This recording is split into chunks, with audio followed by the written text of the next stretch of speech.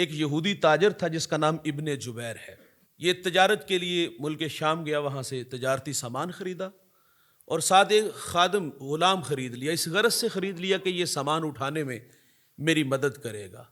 اس کا نام سالم تھا، دبلا پتلا تھا، بظاہر دکھنے میں خوبصورت بھی نہیں تھا.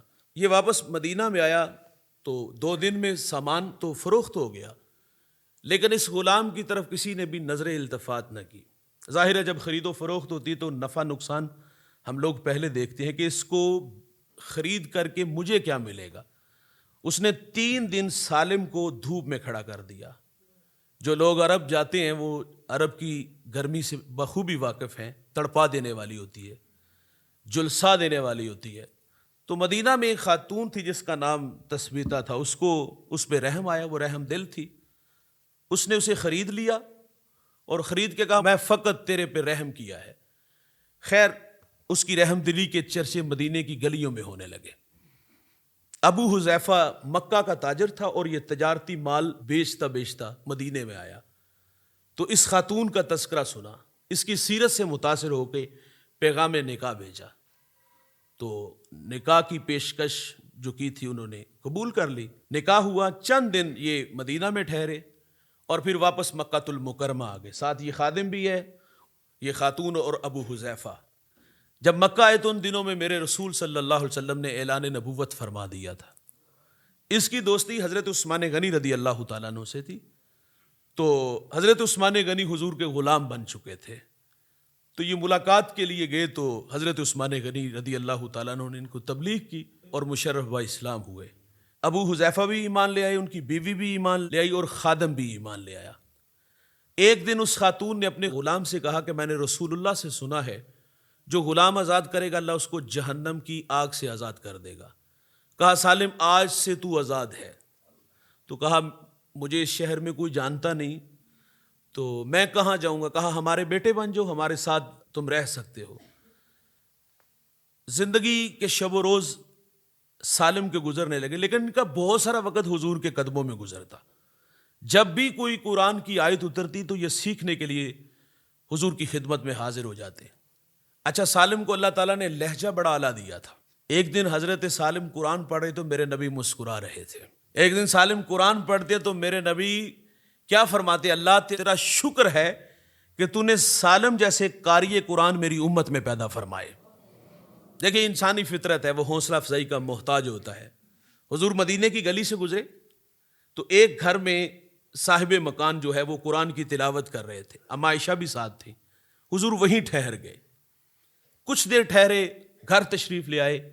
اگلے دن اس نوجوان سے حضور کی ملاقات ہوئی، اس کا نام ابو موسیٰ اشعری تھا.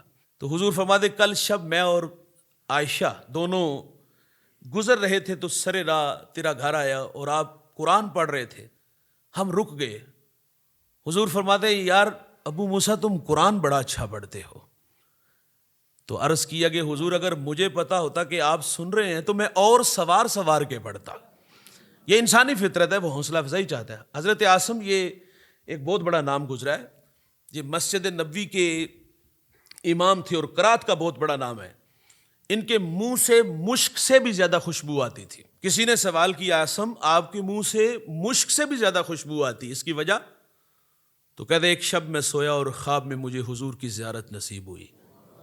یہ قرآن پڑھنے والوں کو اعزاز ملتے ہیں بھائی، شوق سے قرآن پڑھا کرو، قسمت یاوری کرے گی. عاصم قرآن پڑھتے ہیں اور حضور خواب میں تشریف لے آتے. فرمایا تم قرآن بڑا اچھا پڑھتے ہو، میرے قریب آ جاؤ. کہتے میں حضور کے قریب گیا تو حضور نے میرے لب چوم لیے. کہتے جب سے میرے لب حضور کے لبوں سے لگے ہیں میرے منہ سے مشک سے بھی زیادہ خوشبو آتی ہے. تو انسانی فطرت میں نے عرض کیا وہ حوصلہ افزائی کا محتاج ہوتا ہے. حضرت سالم قرآن پڑھتے ہیں تو حضور کیا فرماتے اللہ تیرا شکر ہے کہ تو نے سالم جیسے قاری قرآن میری امت میں پیدا فرمائے. اور سنیے گا دوست، جب حضور ہجرت کر کے مدینہ تشریف لے گئے نا تو صحابہ پہلے چلے گئے. ان میں حضرت سالم بھی تھے، حضرت عمر فاروق رضی اللہ تعالیٰ عنہ بھی تھے اور جلیل القدر صحابہ بھی تھے. یہ ہجرت کر کے مدینہ میں آئے، مسجد قباء تک پہنچے، اذان پڑھی گئی، اقامت کہی گئی. اب مصلی کا امام کون بنا؟ حضرت عمر بنے. دیگر اصحاب میں سے جو بڑے بڑے نام تھے وہ مصلی پہ کھڑے ہوئے؟ نہیں دوست، جب اقامت کہی گئی تو حضرت عمر نے کہا کہ آج مصلی کا امام وہ بنے گا جس کی آواز سن کے محمد عربی خوش ہوتے تھے. سالم مصلی پہ کھڑے ہیں, حضرت عمر فاروق جیسے لوگ پیچھے کھڑے ہیں. اچھا یہ وہی سالم ہے جب مسجد قباء کے امام بنے تو جو یہودی تھے جنہوں نے سالم کو 3 دن دھوپ میں تڑپتے دیکھا تھا, جب انہوں نے یہ اعزاز شرف دیکھا تو کہا سالم کل تک تو تیری طرف کوئی نظر اٹھا کے نہیں دیکھتا تھا, اور یہ اعزاز کیسے ملا؟ پھر زبان حال سے کچھ یوں کہہ دیا کہ جب تک بکے نہ تھے کوئی پوچھتا نہ تھا, تو نے خرید کے انمول کر دیا. قرآن کی محبت, صاحب قرآن کی محبت انسان کو عزت عطا فرماتا ہے. تو محبت الہی کا اگر اعزاز چاہیے, کہ اللہ کا پیار چاہیے, تو اس کتاب سے جڑ جاؤ, اس کتاب کی تلاوت کثرت سے کیا کرو.